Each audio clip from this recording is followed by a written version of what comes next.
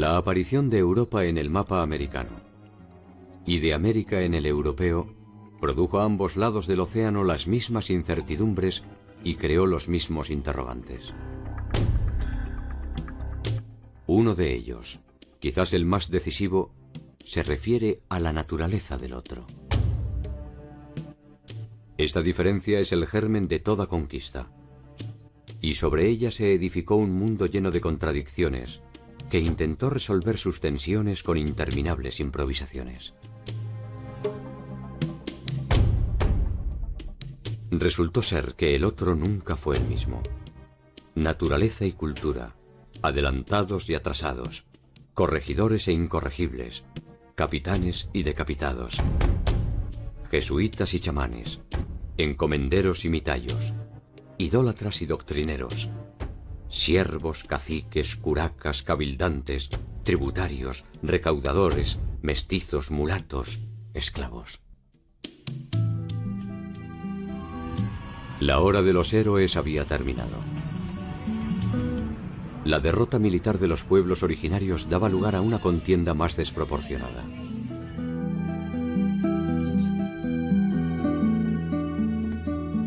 ¿Cómo se inventó el mundo colonial latinoamericano? El 13 de agosto de 1521, con la caída de Tenochtitlan del Imperio Mexica, se inició la segunda fase de la conquista del territorio latinoamericano. Por primera vez una batalla decisiva pone a los españoles frente a un territorio de vasta complejidad e innumerables posibilidades de lucro.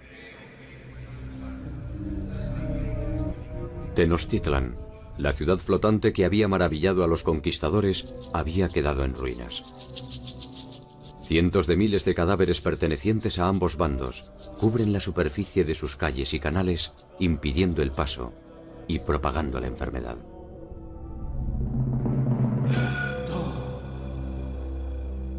Los mexicas habían estado sitiados 3 meses sin agua potable, sin alimentos, y entonces lo único que querían era huir de la ciudad. Este fue, yo creo que uno de los momentos de mayor humillación para los mexicas, cuando tuvieron que huir de su propia ciudad y además ser sometidos a el saqueo, los vejámenes y los robos por parte de los españoles y de los tlaxcaltecas, ¿no? En particular les dolía el de los tlaxcaltecas. La derrota final de los mexicas fue obra del intelecto de Cortés y del coraje de sus aliados nativos, entre ellos los tlaxcaltecas, quienes fueron de hecho los vencedores de sus históricos enemigos.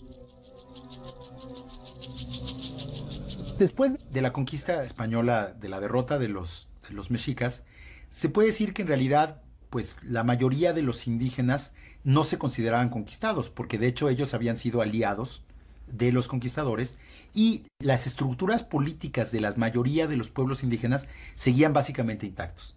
Seguían teniendo los mismos gobernantes, que ahora eran aliados de los españoles, seguían teniendo la misma organización social, seguían funcionando básicamente de la misma manera. Los tlaxcaltecas se habían liberado del yugo mexica y pueden reclamar su porción del triunfo.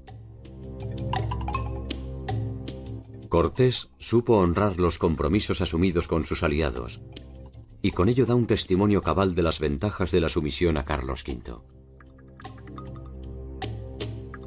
De alguna forma, aunque no lo sospecharan en la euforia del triunfo, los tlaxcaltecas habían sido advertidos por los mexicas de los tiempos por venir. Los mexicas y los tlaxcaltecas se gritaban todo tipo de insultos, ¿no? Como te vamos a comer, eres como un perro, todo tipo de cosas. Pero uno de los insultos que le gritaban los mexicas a los tlaxcaltecas era que cuando veían que los tlaxcaltecas estaban destruyendo la ciudad, les decían, sí, síganla destruyendo. A nosotros no nos preocupa porque nosotros sabemos que las van a volver a construir. Porque si nosotros ganamos esta guerra, los vamos a hacer construir piedra por piedra la ciudad. Y si los españoles ganan, los van a hacer construir la ciudad para ellos. Y eso acabó siendo absolutamente cierto, porque unos años después Cortés decidió establecer la capital española en el lugar donde había estado Mexico Tenochtitlan, es lo que ahora es la Ciudad de México, y justamente fueron los propios indígenas, los aliados de los españoles, fueron los que ayudaron a reconstruir la ciudad, solo que ahora era para beneficio de los nuevos conquistadores. La construcción de una nueva ciudad resultaba una medida de carácter menor frente a la empresa que se avecinaba: gobernar un territorio poblado por más de 12 millones de personas. Lo que explica el que muchos pueblos indígenas se aliaran directamente a los españoles era que creyeron que este dominio español iba a venir a sustituir al azteca, que había sustituido al chichimeca, al tepaneca, y el tepaneca había sustituido al tolteca, y el tolteca había sustituido al teotihuacano, pero que iba a seguir siendo una transacción económica entre dos poderes completamente independientes y autónomos, digamos, que solo iba a ser una relación contractual económica. A lo largo de los siguientes 50 años, el poder español lo que intentó fue lograr establecer su autoridad sobre estos pueblos indígenas sin destruir su organización política y social. Los españoles habían descubierto en el Caribe que si causaban disrupciones demasiado grandes en la población, como pues destruir los señoríos, esclavizar a los indígenas, lo único que iban a provocar era el exterminio de la población, y que pues una tierra como México no le serviría de nada sin una población indígena que explotar. El nuevo orden no parecía ser sustancialmente diferente al que habían establecido los mexicas. Las antiguas élites gobernantes mantenían sus privilegios a cambio de algunas pequeñas concesiones.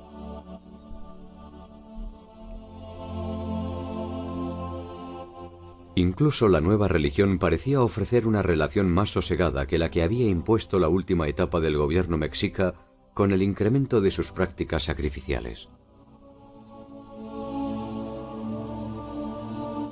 En apariencia al menos, las condiciones tributarias solo cambiaban el destinatario de los bienes que se producían. A todas luces, el cambio de sumisión no parecía ser una oferta a desestimar.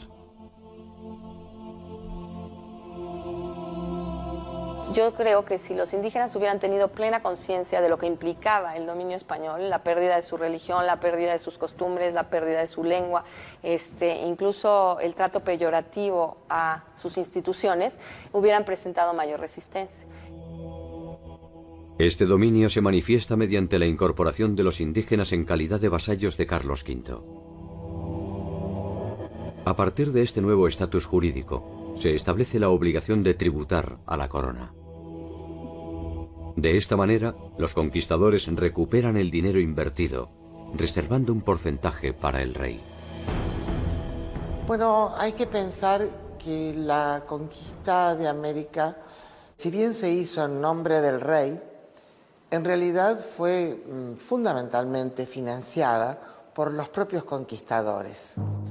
Entonces, esta actividad, que era casi privada, es una mezcla de lo público y lo privado, muy típico de la época del antiguo régimen, desarrollaba o permitía desarrollar un sistema de dones y contradones. Por el hecho de haber realizado la conquista en nombre del rey, el rey estaba obligado a ofrecer ciertas mercedes. Y una de las mercedes que el rey iba a otorgar a estos conquistadores que habían arriesgado su vida y sus dineros fue entregar a los indios en encomienda. La encomienda es la primera forma de relación jurídica entre indios y españoles. A cada colonizador se le encomienda un número determinado de nativos que están obligados a trabajar para él.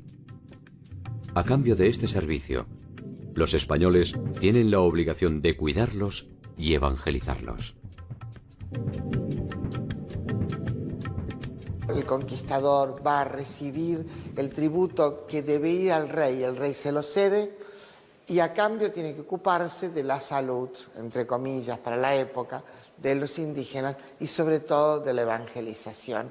Eso es la encomienda y estos señores son los encomenderos. La encomienda fue un sistema tan práctico como deficiente y no tardó en generar conflictos. Los constantes abusos de los encomenderos sobre los indígenas provocaron protestas de los abusados y reacciones de las órdenes religiosas que presionaron a la corona para restringir las atribuciones de los encomenderos. En la primera época produjo unos abusos terribles porque no solamente eran exigiéndole trabajo a los indígenas, sino aparte de la producción de su economía natural, y a veces una exigencia que no tenía límites. No hay que olvidar que en las Antillas prácticamente en un siglo fueron despobladas por los abusos. El Imperio español había tomado nota de los desmadres producidos en las Antillas, que obligaron a la importación de esclavos para trabajar. En tierra firme se intentó entonces establecer un sistema de recaudación que se basaba en las estructuras productivas preexistentes. El calpulli en México y el ayllu en el mundo andino. El ayllu es un sistema que significa la propiedad comunitaria de un territorio, pero a la vez significa tener ancestros comunes. Entonces, este ayllu es la base de la comunidad. Bueno, el trabajo comunal es una tradición sumamente importante en el mundo andino, ¿no? Tanto la siembra como la cosecha tiene que ser hecha por medios comunitarios y la comunidad siempre se ha unido para este tipo de trabajos. Los españoles mantuvieron el ayllu no tanto porque respetaran aquello, sino porque les convenía. Si mantenían esta propiedad del ayllu en comunidad, entonces ellos les pagaban un tributo. Tanto los pueblos mesoamericanos como los andinos poseían una cultura tributaria. Trabajaban indistintamente sobre sus tierras o sobre las de las élites y debían ofrecer parte de su producción a los señores locales. La política española respetó, al menos formalmente, esta propiedad comunitaria en la medida en que le permitía la obtención de beneficios. Es el sistema que se aplicaba en los incas, que el tributo que daban era en energía, tiempo de trabajo. El problema es que en los incas estaba regulado. En tanto, en la colonia había una explotación a veces indiscriminada. Nunca se habían enfrentado directamente como individuos al tributo. El Imperio español llegó y lo primero que quiso imponer es una tributación tú a tú, individuo con autoridad política. Y esto sí empezó a romper los lazos de solidaridad, de ayuda mutua que se tenían dentro de la colectividad, que se habían generado en la forma de producir el tributo anteriormente.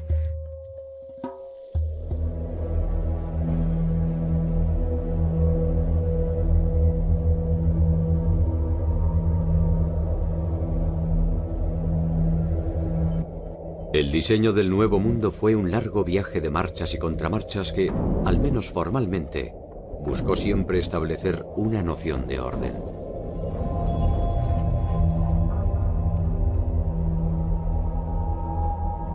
El territorio era una hoja en blanco sobre la que se podía trazar una cuadrícula perfecta. Cada uno de los solares, rigurosamente divididos por los conquistadores, eran entregados a los principales encomenderos que iniciarían así su lento y persistente camino hacia la formación de una nueva aristocracia.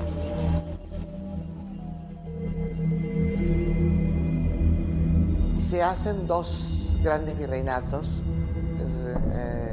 que duran como tales hasta el siglo XVIII, que es el virreinato de Nueva España, que abarca México, Guatemala, Panamá, y el virreinato del Perú, que toma prácticamente toda América del Sur.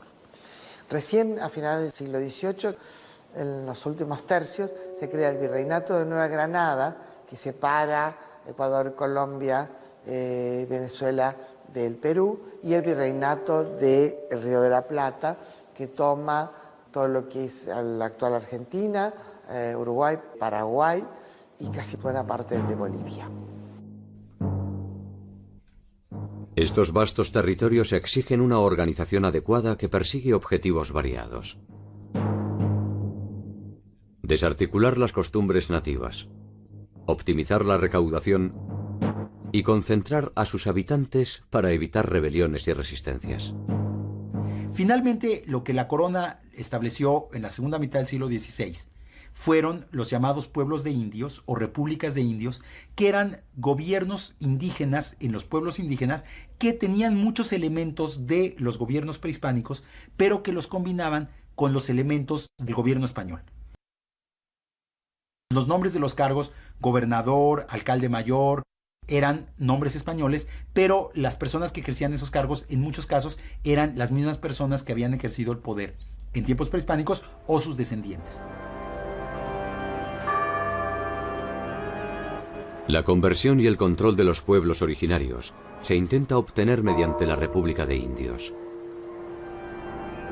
Una concentración de indígenas que intenta funcionar como un espejo de la sociedad española, recreando sus mismas instituciones y ofreciendo un espacio en el que la Iglesia podía perseguir, sin contaminación, su utopía cristiana. Pero hay que ponerse en la cabeza de la gente que vivía en esa época, cuya fe es auténtica, matizada de supersticiones, no muy pura teológicamente. Todo eso, por cierto, era así, pero de todas maneras hay una fe primitiva, podríamos llamarla, totalmente auténtica. Hay que tener en cuenta que en poco tiempo más, sobre todo después de la conquista, se va a producir la gran contrarreforma, la gran defensa de la Iglesia para defenderse de la reforma luterana. El impulso que toma la Iglesia a partir de esto y el asombro por el hecho de haber encontrado una sociedad y un territorio donde aparentemente la palabra del Señor no había llegado. Y frente a esto, la Iglesia Católica tuvo dos formas de reacción. Una reacción tradicional, conservadora, casi inquisidora, donde se perseguía cualquier tipo de desviación y de idolatría. En cambio, otras órdenes religiosas como los agustinos, franciscanos, jesuitas, pensaron que era imposible acabar con la religiosidad andina, porque se podía acabar con sus templos, pero no se podía derribar el sol ni acabar con la madre tierra.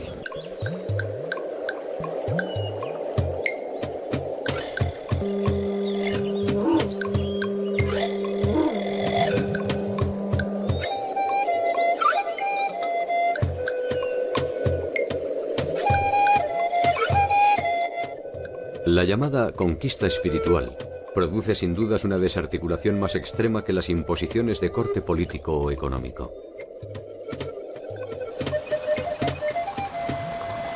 Las religiones politeístas suelen ser más permeables ante la aparición de nuevos dioses.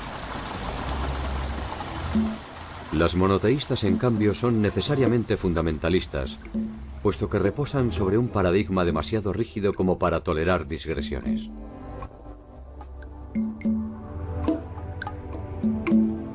Podría decirse que la ciega voluntad puesta en el proceso de la evangelización responde más a una confirmación de la fe propia que un cuestionamiento de la ajena.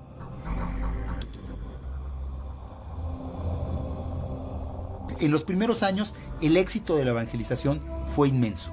Los frailes bautizaron a miles de indígenas, los indígenas asistían por millares a las misas. Parecía que el éxito militar había sido acompañado por un éxito religioso. Una evangelización que tiene tramos, que tiene un periodo muy ingenuo, creyendo que con bautizarse lograba la evangelización real. Después se dan cuenta que se necesita la catequesis, etcétera, que es necesario llevar cada vez más sacerdotes y más evangelizadores en general, y que es una tarea muy difícil y muy lenta. Pero bueno, nunca se renuncie a esa tarea, nunca. Una vez terminada la resistencia militar, vino una resistencia cultural, mental. Es decir, los españoles pudieron dominar, obligarlos a pagar tributo, etcétera, pero nunca dominaron completamente sus mentes. Entonces, la resistencia más importante de estos pueblos fue mantener su idioma, sus costumbres y obviamente su religión. En los casos de las fiestas que los españoles imponen al poblador indígena para que estos la celebren, ocurre una cosa muy especial. Es que los pobladores andinos utilizaron el calendario español y católico y lo sobrepusieron a la propia celebración de sus propios rituales y siguieron pensando en que estaban celebrando sus propias creencias, adorando a sus propias deidades, a pesar que estuvieran bajo el nombre y la denominación de un santo español o de una virgen, como se los exigían los evangelizadores de la colonia. Con nombre del Padre, el Hijo y Espíritu Santo. Amén. Esta familia, Tatsmanchila, Baraka Chachila, Chuchula Chachila, Velapeta Chachila. Dulce María. Los pueblos indígenas tuvieron resistencia al cambio y lo más difícil para adaptarse es lo ideológico, ¿no? Entonces ellos de alguna manera tomaron cosas del catolicismo y de la nueva prédica evangelizadora que les hacían los sacerdotes y de alguna manera supieron reconocer algunas cosas que su propia religión les proveía y hicieron una bellísima integración de conceptos antiguos con conceptos modernos. En algunos casos cambiaron los nombres, pero en esencia se seguía manteniendo el culto, por ejemplo, a las deidades protectoras de la agricultura, a las deidades protectoras de las clases menos protegidas, a la veneración de fuerzas naturales que les eran importantísimas para su vida cotidiana, como la lluvia, la vegetación, la regeneración de las plantas, etc.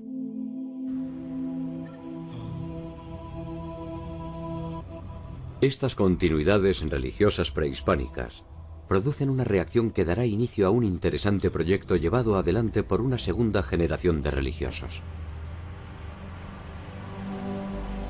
Los frailes que ya conocían más a fondo la cultura indígena, que ya hablaban las lenguas indígenas, se empezaron a dar cuenta que si bien los indígenas iban a misa y si bien los indígenas le rendían culto a Santiago, a la Virgen y a los santos patronos que tenían en sus pueblos de indios, eso no significaba que hubieran abandonado otros aspectos muy importantes de sus religiones prehispánicas. Esta segunda generación de religiosos realizaron un proyecto muy interesante desde un punto de vista antropológico, de estudiar las culturas indígenas para poder conocer a fondo cuáles eran los elementos que habían sobrevivido de ellas en la nueva religión católica. Esto da origen a una serie de obras memorables entre las que destacan La historia de las Indias de Nueva España, de Fray Diego Durán.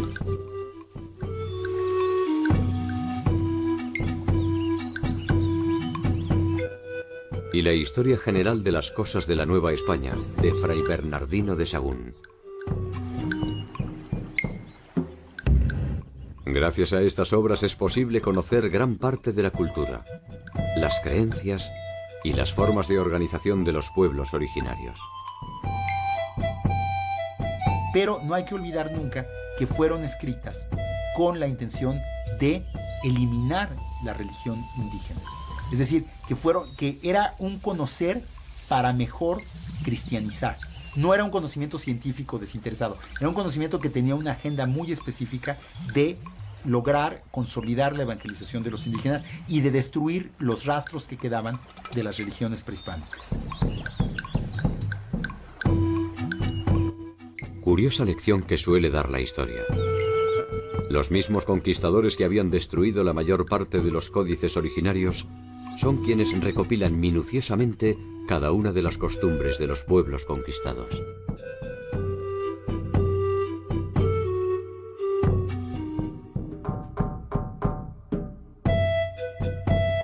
Tanto Sahagún como Durán persiguen objetivos específicos: entender para destruir. Sin embargo, en ocasiones sus crónicas se abandonan a una contemplación que ofrece una visión distintiva de los vencidos.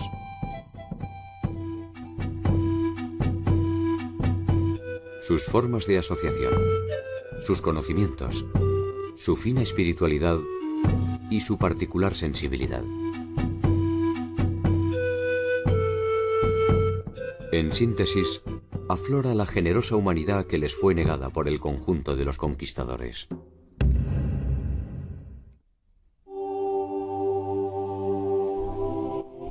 Tanto la corona española como la portuguesa intentaron establecer un modelo teórico de sociedad.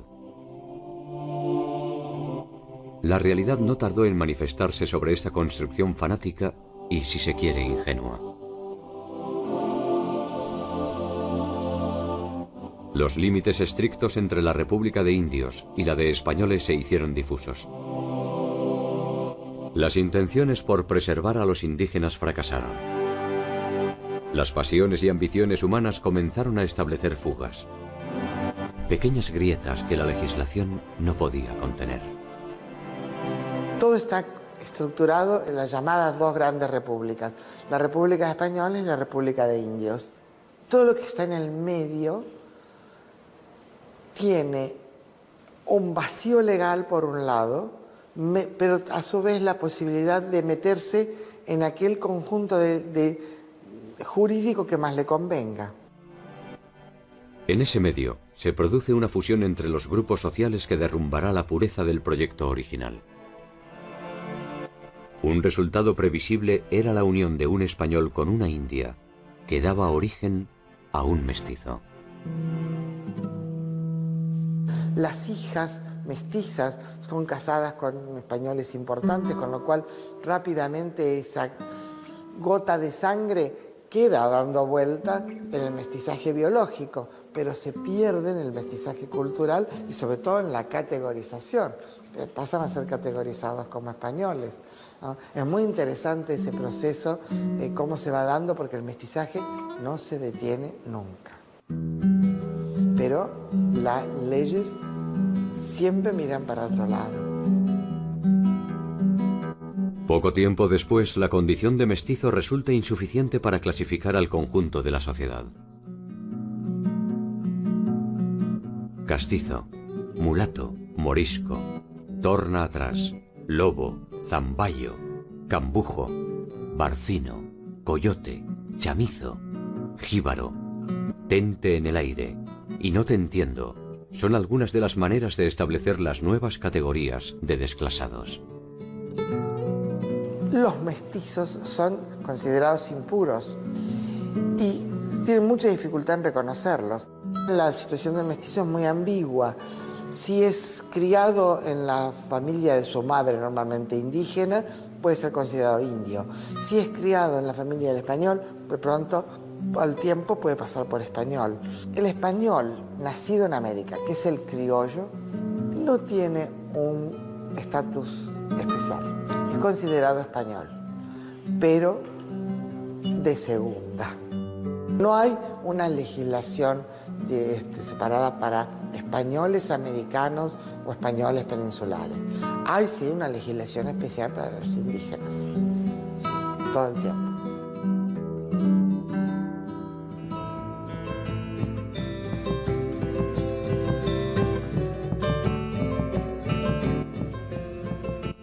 Hacia finales del 1500, el mundo prehispánico está virtualmente desaparecido.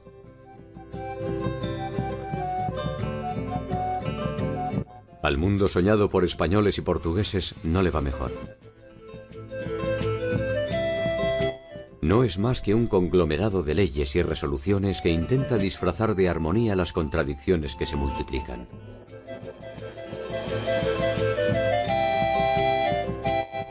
Latinoamérica se abre paso a su propio tiempo histórico. Una versión distintiva, original y profundamente desgarradora se precipita sobre toda la extensión continental.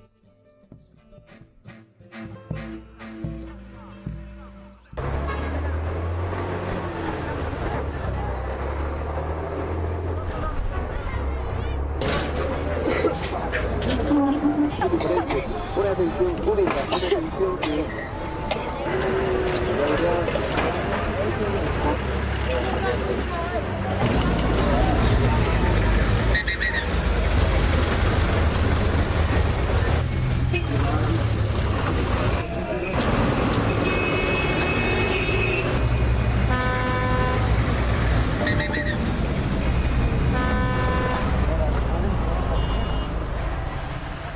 La ciudad de Potosí está construida a 4.000 metros de altura sobre el nivel del mar.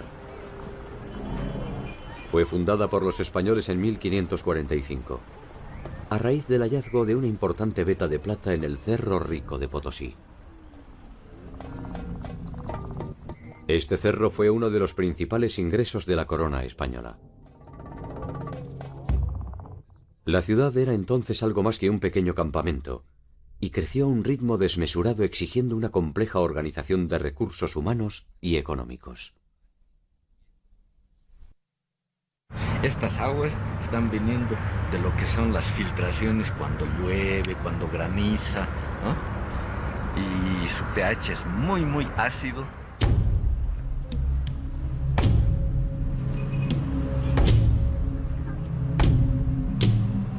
La plata se producía en el Cerro Rico de Potosí, se procesaba en ingenios que estaban situados en la villa. Para eso se ha construido un sistema hidráulico, el segundo más grande del mundo. Se han construido ingenios para que puedan funcionar ruedas hidráulicas, que era el único equipo prácticamente industrial. El resto ha sido trabajo manual.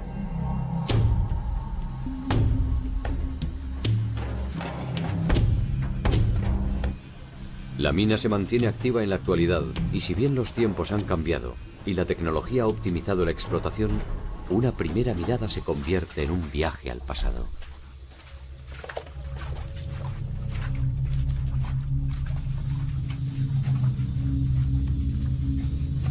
En el interior de las galerías resuenan las mismas voces, los mismos gemidos y los mismos silencios que agigantaron su oscura leyenda. ¿No hay refresquito para mí? Adentro, muñeco, adentro. Chica. Sobreviven los golpes de los barreteros, las picas de los brosiris, los pasos de los apiris.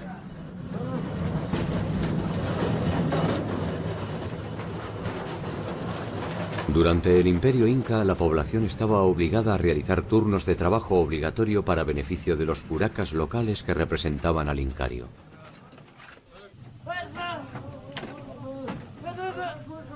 La llegada de los españoles trasladó este servicio a la corona y alimentó las minas de Mitayos.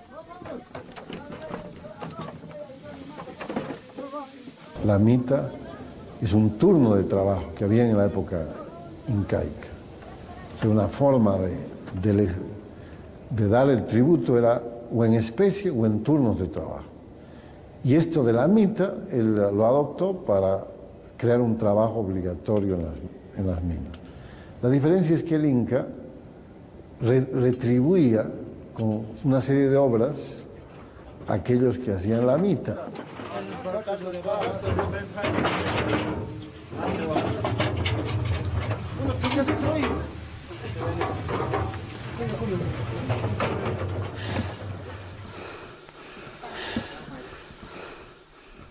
4.500 mitayos trabajaban durante una semana ininterrumpida en el interior de las minas. Al finalizar, tenían 2 semanas de descanso.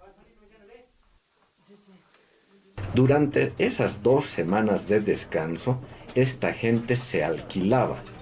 El mitayo se volvía minga.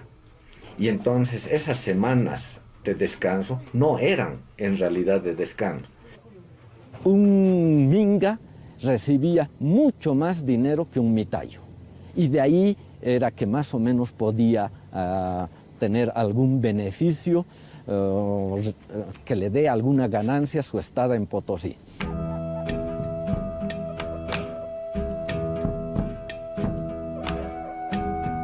Todos los yacimientos en América fueron de la corona. La corona aprovecha el trabajo forzado de los nativos para su enriquecimiento. La corona recibía 1/5 de la producción y el resto era de los mineros. Los mineros a su vez contrataban o pagaban a los mitayos 2 reales por semana.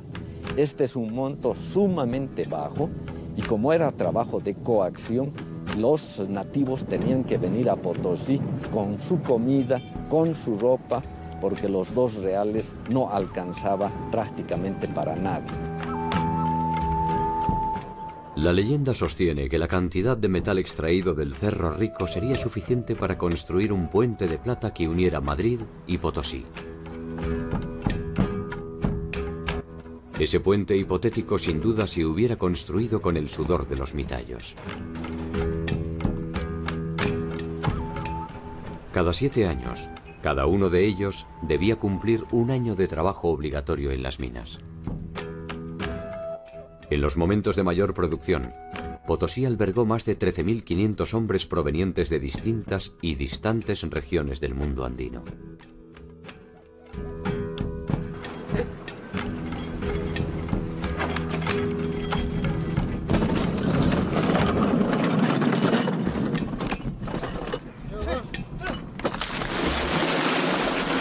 Este cerro ha contribuido con más o menos 40.000 toneladas de plata que han ido a parar a países de afuera. Parte de esa plata obviamente ha servido para fundar o tener una ciudad a estas alturas, a 4.000 metros de altura prácticamente, y que haya sido reconocida por la UNESCO como Patrimonio de la Humanidad.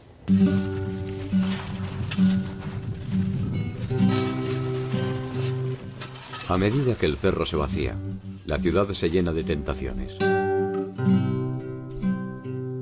Los mitayos viven en las parroquias de los suburbios, muchos de ellos lejos de sus familias, juntando uno tras otro los reales que les permitirán, además, pagar el tributo que les exige el rey por la gracia de haber sido descubiertos.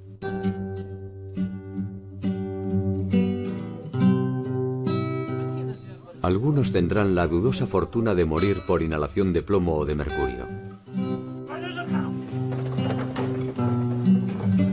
Otros solo podrán derrumbarse en el carnaval de la ciudad.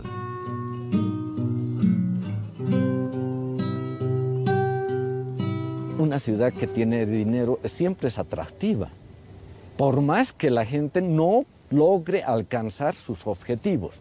Uno prefiere vivir en una ciudad atractiva, donde hay comercio, donde habían muchas festividades, se festejaba mucho, se tomaba mucho, y no querían regresar ya a sus años. Entonces empieza a haber un despoblamiento de las provincias mitarias.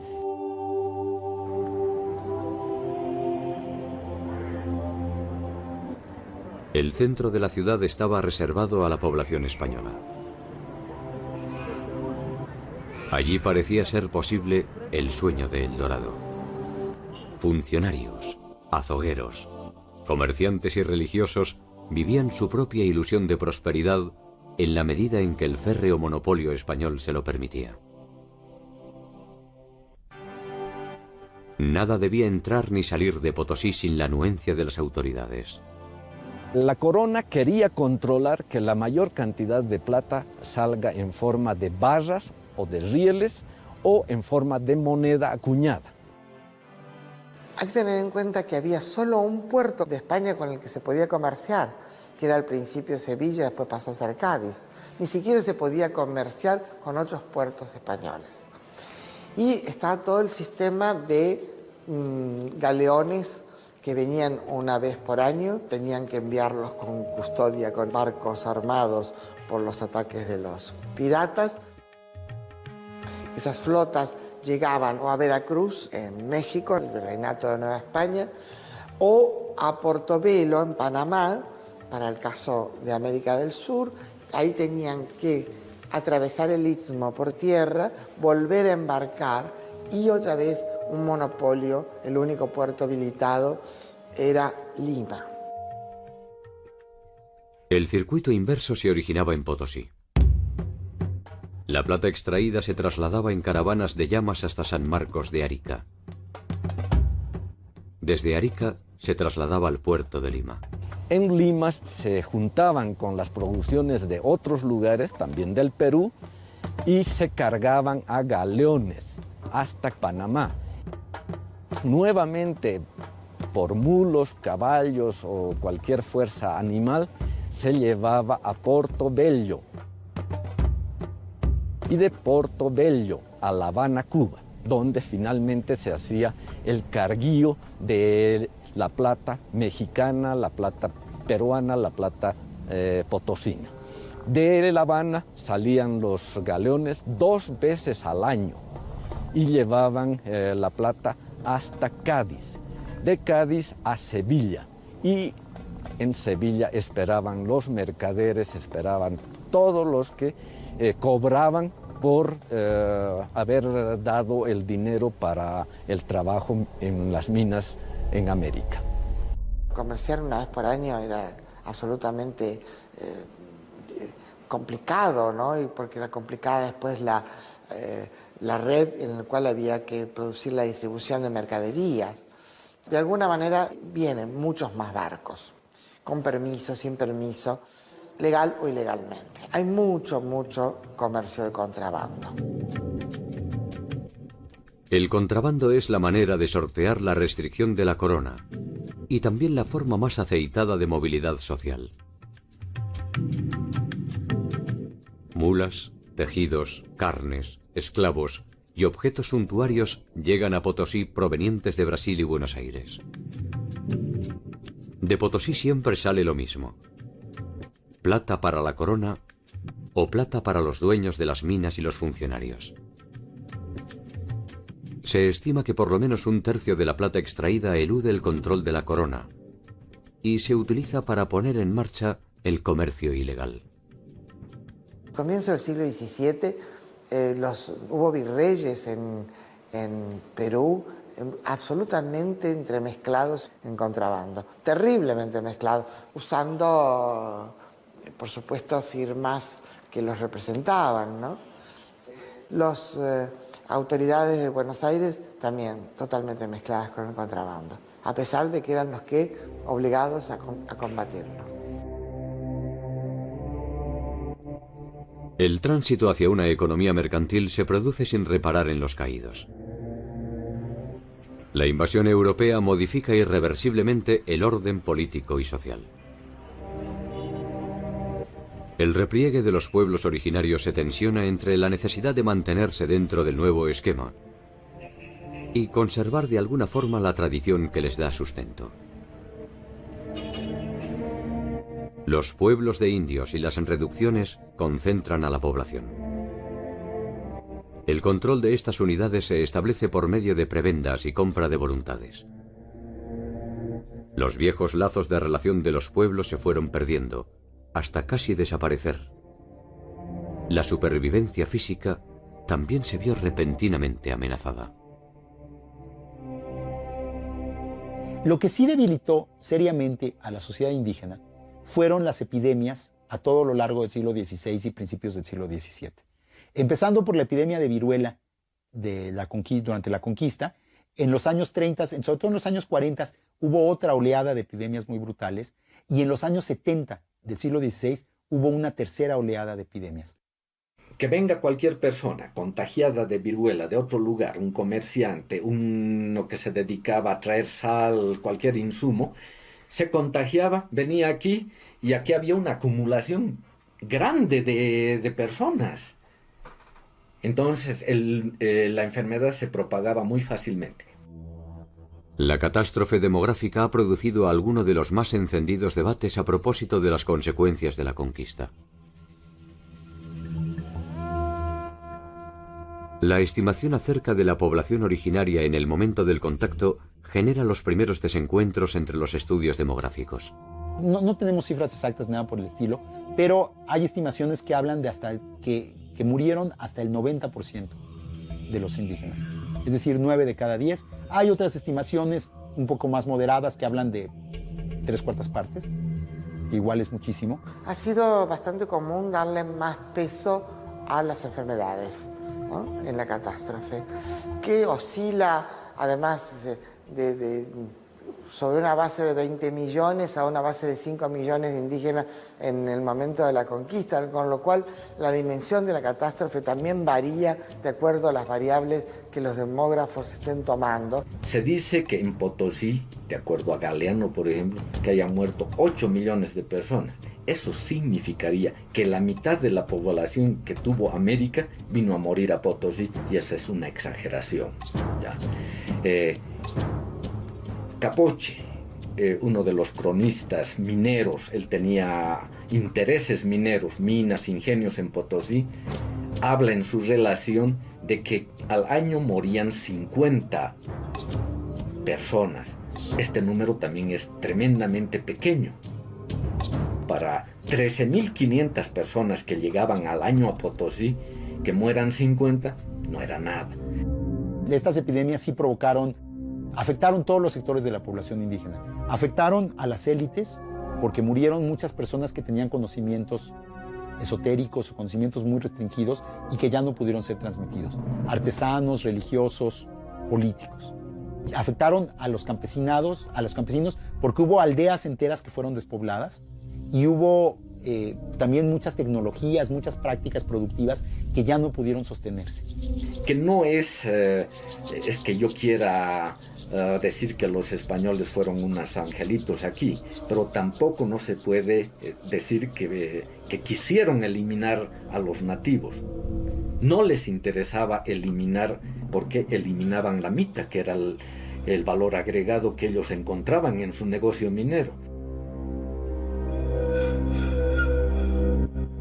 El contacto entre europeos y americanos se habría producido tarde o temprano, y difícilmente se hubieran podido evitar las consecuencias bacteriológicas del encuentro.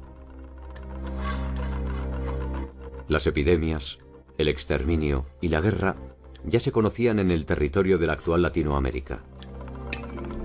Pero la naturaleza de la dominación europea resultó desproporcionada para los modos de vida de las sociedades originarias.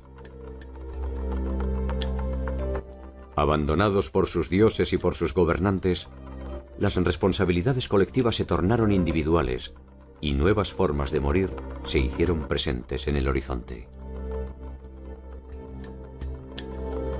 Y ahí podríamos incluir al alcoholismo como enfermedad profesional. Si la gente, después de cumplir su labor, se dedicaba a emborracharse, el alcoholismo traía muchas complicaciones, males hepáticos, males del estómago, cirrosis. El alcohol se utilizó como forma de pago, como forma de dominación. Y si bien se sabe que en la época prehispánica se tomaba ya la chicha y otro tipo de bebidas, con la colonia esto se incrementó, ¿no? Igual que la pobreza.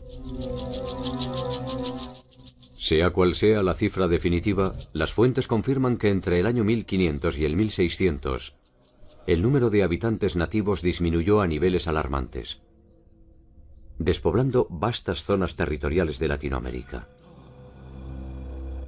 Hacia 1780 se registrará una recuperación en los pueblos originarios.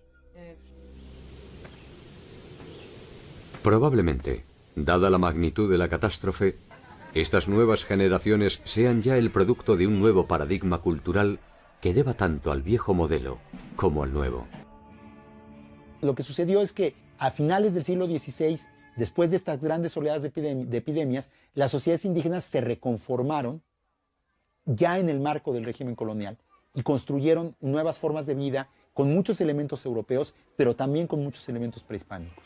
Y las sociedades indígenas que conocemos hoy son realmente las descendientes de esas sociedades reinventadas del periodo colonial, que tienen una fuerte raíz prehispánica, pero que también tienen muy importantes elementos occidentales. Por ejemplo, ustedes van a poder observar en el mundo aymara actual, hay varios indicadores de esto, ¿no? El vestido que hoy utiliza la aymara de la ciudad, la aymara urbana, que es la chola paseña, se ve esa mezcla, ¿no? La manta tiene que ver con la mantilla española. Y en cambio el aguayo que llevan para cargar a los niños es un textil, además de una alta simbología, porque sobre ese aguayo se hace, por ejemplo, la mesa aymara, o se come, o los rituales, ahí se carga el niño. Todo eso muestra que es una vestimenta típica, pero a la vez muy mestiza, que toma de ambas partes. Así que la aculturación no se dio en el sentido de perder toda la identidad, pero sí fue una mezcla, ¿no?, de cosas, de contenidos culturales españoles que fueron adoptados acá.